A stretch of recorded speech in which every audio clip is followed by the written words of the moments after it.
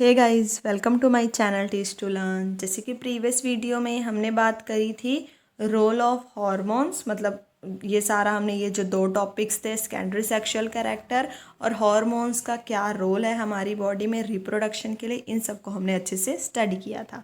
आज की वीडियो में हम सबसे पहले बात करते हैं reproductive phase of life in humans. ये पिछले टॉपिक में जो पहेली और बूझो ने क्वेश्चन पूछा था कि क्या जब रिप्रोडक्टिव लाइफ शुरू हो गई है पवर्टी में तो क्या ये कभी ख़त्म होगी या फिर हमेशा चलती ही रहेगी, इससे रिलेटेड है। अब हमें पता है जो एडोलसेंट है, जो कैपेबल हो जाता है रिप्रोडक्शन के लिए जब उसके टेस्टिस और ovary begin to produce gamete, क्योंकि प्रीवियस चैप्टर में हमने देखा था कि जो टेस्टिस हैं वो स्पर्म प्रोड्यूस कर रही हैं और जो ओवेरी है ओवा प्रोड्यूस कर रही है, और ये दोनों कंबाइन करके क्या प्रोड्यूस करते हैं, एक जाइगोट की फॉर्मेशन करते हैं, गैमेट की फॉर्मेशन करते हैं। तो इससे क्या हो जाता है, रिप्रोडक्शन हो जाती है। The capacity for maturation and production of gamete last as much, मतलब कि जो मेल्स में गैमेट को प्रोड्यूस करने का जो कैपेसिटी है, जो टाइम है, वो हमेशा लास्ट ज़्यादा टाइम तक रहता है इन कंपैरिजन टू फीमेल्स। जो फीमेल्स का रिप्रोडक्टिव फेस होता है, मीन्स कि ओवेरी प्रोड्यूस करने का जो फेस होता है वो पवर्टी से शुरू होता है और जनरली 45 टू 50 ईयर्स तक रहता है, क्योंकि ये जो ओवा होते हैं begin to mature with the onset of puberty. जब पवर्टी आई तब ये मेच्योर होते हैं, और जब one ovum mature and is released by one of ovary once in about 28 to 30 days. अब यहाँ पे इससे पहले तो यहाँ इन्होंने हमें ये बताया कि फीमेल में हमेशा नहीं रहता है, ये कब तक रहता है, 45 से 50 ईयर्स तक। शुरू कब से होता है, पवर्टी की एज से शुरू होकर तब तक ये रहता है। उसके बाद यहाँ पे इन्होंने आगे हमें मैच्योरेशन साइकिल के बारे में समझाया। अब हम उसे समझते हैं। हमने देखा था कि जो ओवेरी है फीमेल की क्या कर रही है, यहाँ से हर महीने कभी ये वाली इस तरफ की ओवेरी रिलीज़ करती है एक एग, और कभी इस तरफ की ओवेरी रिलीज़ करती है। भाई यहाँ पे इन्होंने बोला है ड्यूरिंग दिस वन जब मेच्योर हो जाता है तो 28 टू 30 डेज, एक मतलब इतने दिनों में एक बार दोनों तरफ में से कोई एक ओवेरी क्या रिलीज़ करती है, दोनों में से एक ओवम ओवेरी रिलीज़ करती है। During this period the wall of uterus, अब ये क्या है, यूरेट्रस की वॉल है, ये क्या हो जाती है, एक महीने में ये थिक होने लग जाती है। जब एग रिलीज़ करता है यहाँ पे, जैसे कि हमने देखा, जब यहाँ से एग रिलीज़ होगा और ये क्या हो गई है, थिक हो गई है। जब यहाँ से एग रिलीज़ होगा और इस एग को अगर स्पर्म मिल गया है तो यहाँ पे क्या हो जाएगी, फर्टिलाइजेशन हो जाएगी और प्रेगनेंसी अकर हो जाएगी। पर अगर फर्टिलाइजेशन नहीं हुई है तो ये जो रिलीज्ड एग है, ये जो एग यहाँ पे रिलीज़ हुआ है वो क्या हो जाएगा, और जो थिकिंग लाइनिंग ऑफ यूरेट्रस है along with its blood vessel are shed off, क्योंकि एक महीने में ये जो यूरेट्रस की ये जो वॉल है ये क्या होती रहती है, थिक होती रहती है। क्योंकि अगर फर्टिलाइजेशन हो जाएगी तो यहाँ पे जो जाइगोट होगा उसकी सुरक्षा के लिए ये क्या होती रहती है, थिक होती रहती है। पर अगर जाइगोट की फॉर्मेशन नहीं होगी, प्रेगनेंसी अगर नहीं होगी, तो ये जो ओवेरी आई है वो, और साथ ही साथ ये जो थिक लाइनिंग यूरेट्रस की वॉल है, ब्लड वेसल्स के साथ टूटकर हमारी बॉडी से क्या निकल जाती है, बाहर निकल जाती है, और जिससे वुमेंस में क्या होती है, ब्लीडिंग होती है, और इसे ही क्या कहा गया है, मैच्योरेशन कहा गया है। तो आई होप अब आपको क्लियर होगा कि मैच्योरेशन क्या होता है, कि जब प्रेगनेंसी ना हो, मतलब तो समझ में आया मैच्योरेशन क्या है, कि अगर प्रेगनेंसी हुई तो जो ओवेरी है और ये जो स्पर्म है मिलके जाइगोट की फॉर्मेशन कर लेंगे। अगर नहीं होगी तो फिर यहाँ पे क्या होगा, ये जो एक महीने में इसकी वॉल थिक होती रहती है, और ये जो ओवेरी ये जो रिलीज्ड एग है और साथ के साथ रिलीज्ड एग और थिकन, ये जो थिकन लाइनिंग वॉल है along with its blood vessels, ये क्या हो जाते हैं, शेड ऑफ करके हमारी बॉडी से, वो जो वुमेन की बॉडी से बाहर निकल जाता है ब्लीडिंग की फॉर्म में, जिसे क्या कहा गया है, मैच्योरेशन साइकिल कहा गया है। और ये होता कब है, वंस, मतलब 28 टू 30 डेज़ में एक बार ये वोमेंस में होता ही है। जो फर्स्ट मैच्योरेशन जो पवर्टी में पहली बार शुरू होता है उसे हम क्या कहा जाता है, मिनार्के कहा जाता है। और जब 45 to 50 ईयर्स में ये लास्ट होता है और जब ये स्टॉप होता है, जो स्टॉपेज ऑफ मैचुरेशन क्या उसे हम क्या कहते हैं, मेनोपॉज। पॉज का मतलब स्टॉप हो गया है, और जो स्टार्ट हुआ है उसे हम कहते हैं मिनार्की, और जब स्टॉप हो जाता है तो उसे हम क्या कहते हैं, मेनोपॉज कहते हैं। जब स्टार्ट होता है तो समटाइम्स ये इरेगुलर रहता है, पर उसके बाद कुछ टाइम इंटरवल के बाद ये क्या हो जाता है, रेगुलर हो जाता है। पहली says that reproduction life of human last from menarche and menopause. क्या ये राइट है? तो हाँ, ये सही है, क्योंकि हमें पता है जो रिप्रोडक्शन होगी वो कब होती है, जब मेंस्ट्रुएशन साइकिल होगा, और वो स्टार्ट कब से हुआ, मिनार्के से।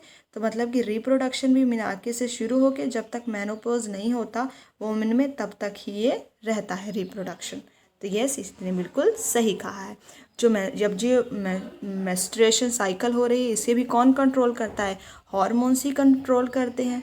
और इस साइकिल में maturation of egg, its release, thickening of uterine wall and its break down if pregnancy does not occur. जैसे कि अभी हमने पहले ही देखा कि ये जो थिक हो रही है ये, और जो यहाँ से रिलीज हुआ है मैच्योर्ड एग, जो release of thickening of urinary wall और इसका और यूरिनरी वॉल, इन सब का ब्रेक डाउन, ये सब ही इसमें इंक्लूड होता है इस साइकिल में, मैचुरेशन साइकिल में, अगर प्रेगनेंसी नहीं हुई है।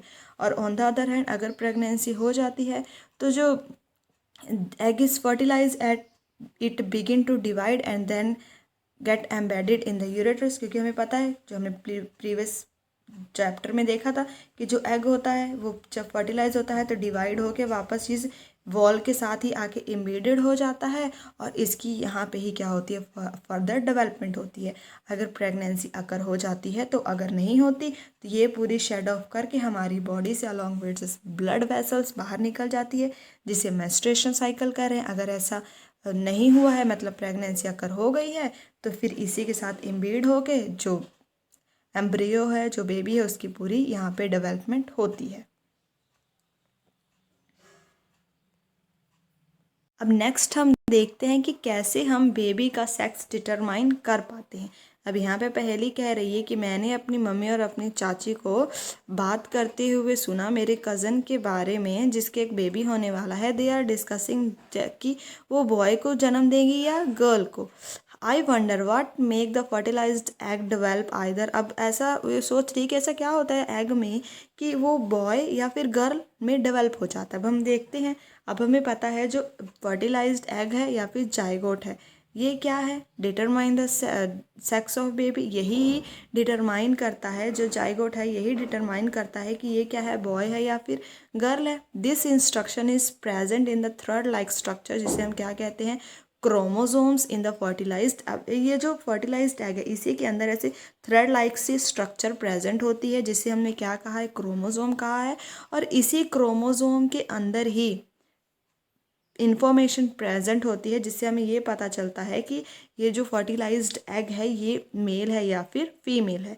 जो क्रोमोसोम्स है प्रेजेंट कहाँ होता है, सभी सेल के जो न्यूक्लियस है, जैसे सेल है इसका जो न्यूक्लियस है, इस न्यूक्लियस के अंदर थ्रेड लाइक सी स्ट्रक्चर मीन्स क्रोमोसोम प्रेजेंट होता है, जिसमें इंफॉर्मेशन होती है कि जो फर्टिलाइज्ड एग है मेल होगा या फिर फीमेल होगा। जो भी ह्यूमन बीइंग है उसमें कितने क्रोमोसोम्स पाए जाते हैं, 23 पेयर्स ऑफ क्रोमोसोम्स पाए जाते हैं, जिसमें से 2 क्रोमोसोम्स सेक्स क्रोमोसोम्स होते हैं, जिन्हें हम क्या कहते हैं, एक्स एंड वाई। अब यहाँ पे समझने वाली बात है कि जो फीमेल है, फीमेल में जो, क्योंकि मेल और फीमेल दोनों में ही 23 पेयर्स ऑफ क्या हैं, क्रोमोसोम्स है, जिसमें 22 पेयर्स मीन्स कि 22 पेयर का मतलब कि एक पेयर में कितने होते हैं, देखिए 23 पेयर्स है, जिसमें से क्या है 22 पेयर्स से तो ये क्या है, ऑटोसोम्स हैं, ऑटो क्रोमोसोम्स हैं, इनसे हमें कुछ नहीं पता चलता। पर 1 पेयर मीन्स कि 2 क्रोमोसोम्स ऐसे हैं जिससे जो क्या है, सेक्स क्रोमोसोम्स हैं, जिससे हमें मेल और फीमेल के बारे में पता चलता है। जो फीमेल हो गए, फीमेल में जो सेक्स क्रोमोसोम होंगे वो क्या होते हैं, एक्स एक्स होते हैं, और दूसरी तरफ जो मेल होता है उसमें सेक्स क्रोमोसोम क्या होते हैं, एक्स और वाई होता है, जो यहाँ पे इन्होंने हमें बताया हुआ है। द गैमेट एग और sperm have only 1 set of chromosome. अब जो गैमेट बना है उसमें क्या होगा, सिर्फ एक सेट ऑफ क्रोमोसोम होगा, क्योंकि वो मेल या फीमेल मतलब फीमेल या मेल, इन्हीं में से तो कोई होगा, तो मतलब इन दोनों में से कोई एक सेट ऑफ क्रोमोसोम उस गैमेट के अंदर भी जाएगा। तो जो अनफर्टिलाइज्ड एग है always has 1 X chromosome but sperm are of 2 kinds. 1 kind has, अब हमने वही देख लिया, उन्होंने बोला है एग में क्या है, सिर्फ एक सेट क्रोमोसोम, क्योंकि दोनों एक्स ही हैं। पर जो मेल है उसमें दोनों में उसमें अलग अलग तरह के क्रोमोसोम होते हैं, मीन्स एक एक्स है और एक वाई है। When sperm contain X chromosome fertilize the egg, the zygote would be 2 X chromosome and develop into 4। अब इसको हम समझते हैं कि देखिए क्या है, अगर फीमेल, ये क्या है, एक मिनट मैं यहाँ लिख देती हूँ, ये क्या है, फीमेल है, ठीक है, फीमेल में XX होते हैं, और ये क्या है, मेल है। अगर फीमेल का X और मेल का X क्रोमोसोम मिलेगा तो इससे भी क्या बनेगा, फीमेल बनेगी। और उसी तरफ अगर फीमेल का X और मेल का Y मिलेगा तो इससे क्या बन जाएगा, मेल बन जाएगा। तो वहीं यहाँ पे इन्होंने बताया हुआ है कि इन्हीं 2 क्रोमोसोम से पता चल पाता है कि ये जो जाइगोट की फॉर्मेशन हुई है, अब ये जो जाइगोट बना है ये मेल है या फिर फीमेल है। तो अब इससे हम ये देख सकते हैं कि जो फीमेल होती है वो रिस्पॉन्सिबल बिल्कुल भी नहीं होती हैं कि उनके बेबी गर्ल हो रही है या फिर बेबी बॉय हो रहा है, क्योंकि उनके पास तो सिर्फ एक ही तरह के क्रोमोसोम है। रिस्पॉन्सिबल तो वैसे कोई भी नहीं होता है, पर ये जो कहा जाता है कि नहीं तुम्हारे कारण ऐसा हुआ, ये कहना बिल्कुल ही गलत है, क्योंकि सिर्फ मेल ही हैं जिसमें X और Y क्रोमोसोम पाए जाते हैं, जिसके कारण जो बेबी का है उसका हमें क्या पता चल पा रहा है, सेक्स पता चल पा रहा है कि वो फीमेल है या फिर मेल है। उसी को यहाँ पे इन्होंने इस तरह अच्छे से समझाया हुआ है कि ये जो स्पर्म है, स्पर्म ही X और Y है, और ये जो क्या है, फीमेल के स्पर्म है X, क्योंकि दोनों क्या है, सेक्स क्रोमोसोम है। अगर X और Y, मेल का Y और फीमेल का X मिला तो क्या बन गया, बॉय बन गया, और मेल का X और फीमेल का भी X मिल गया तो क्या बन गया, बेबी गर्ल बन गई। Sex determination in human. Now you know that the sex chromosome of further determine the sex of an unborn baby. इसी से हम जो अनबॉर्न बेबी है उसका सेक्स डिटरमाइन कर सकते हैं।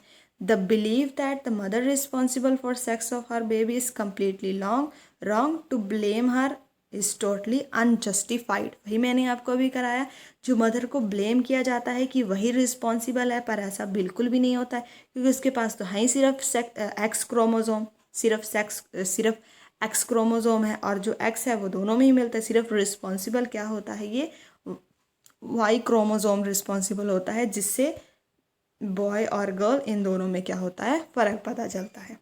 तो आई होप अब आपको ये दोनों टॉपिक अच्छे से क्लियर हो गए हों। वीडियो पसंद आई हो तो इसे लाइक करें, शेयर करें, कोई डाउट हो कमेंट करें, और इस तरह के और वीडियोस को देखने के लिए चैनल को सब्सक्राइब करना ना भूलें। Thanks for watching.